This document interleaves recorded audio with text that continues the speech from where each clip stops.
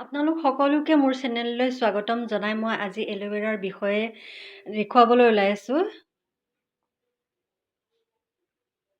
এল'ভেৰাৰ পুলি এটা মই ঘৰতে ৰোৱা আছিলে, তাৰ পৰা মোৰ বহুত পুলি আছে এল'ভেৰাৰ, আপোনালোকেও ঘৰত ৰুই ল'ব। পাতটো কাটাৰ পাছত এই যে ৰসটো ওলাল হালধীয়া ৰঙৰ, সেই ৰসটো ওলাই যাবলৈ দিব।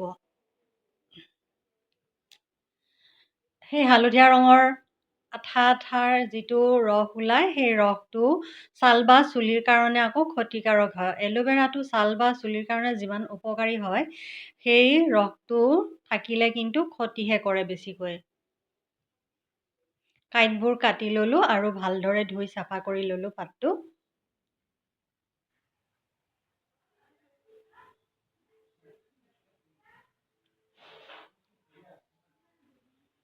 অলপ মই কাটি পেলাই দেখুৱাই দিম।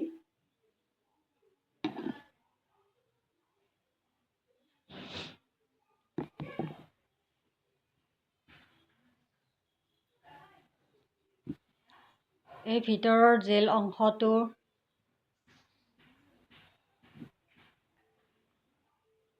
ছালকুঁৱৰী বা এল'ভেৰাৰ জেলৰ বা এই ভিতৰৰ অংশটোৰ পৰা কিমান উপকাৰী হয় তাৰ বিষয়ে ভিডিঅ'টো বনাইছোঁ।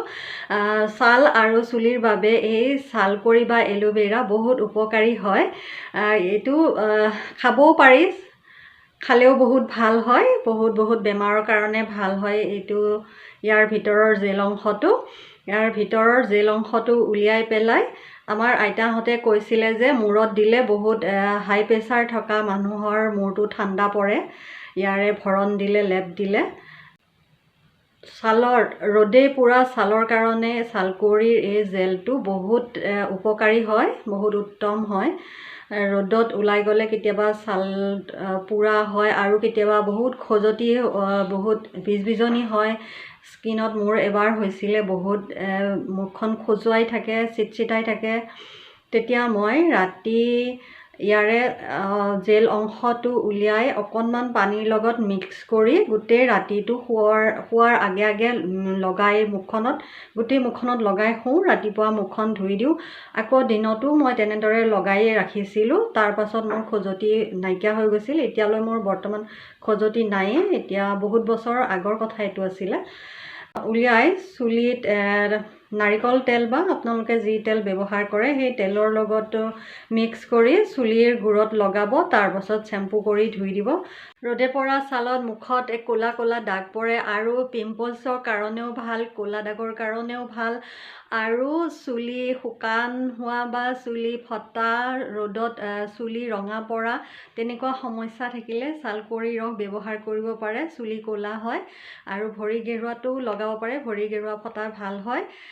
গাৰ ছালো শুকান হ'লে গাৰ বা মুখৰ ছালত লগাব পাৰে। শুকান ছাল মিহি হয়, কোমল হয় আৰু চুলিও মিহি হয়, কোমল হয়, দেখিবলৈ গুচা দেখনীয়া হৈ পৰে, সুন্দৰ হৈ পৰে, মুখখনো সুন্দৰ হৈ পৰে।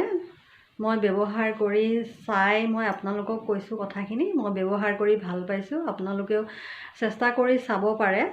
মুখত বয়স্কৰ ৰেখা পৰিলেও মুখৰ ছালত লগালে মুখখন ভাল হৈ পৰে, মিহি হৈ পৰে, কোমল হৈ পৰে। ছাল ভালে ৰাখিবলৈ মুখত নিয়মীয়াকৈ এল'ভেৰাৰ জেল লগাব লাগে। ছাল বগা হৈ থাকিব, ছালত ৰিংকলছ নপৰে, ছালত ক'লা দাগ নপৰে, পিম্পলছ নোলায়। নিয়মীয়াকৈ সপ্তাহত এদিনকৈ হ'লেও ছালকুঁৱৰীৰ ৰস বা বীজ লগাব। ভিডিঅ'টো চাই থকাৰ বাবে বহুত ধন্যবাদ। প্লিজ ছাবস্ক্ৰাইব কৰিব, লাইক কৰিব, কমেণ্ট কৰিব, শ্বেয়াৰ কৰিব। ধন্যবাদ।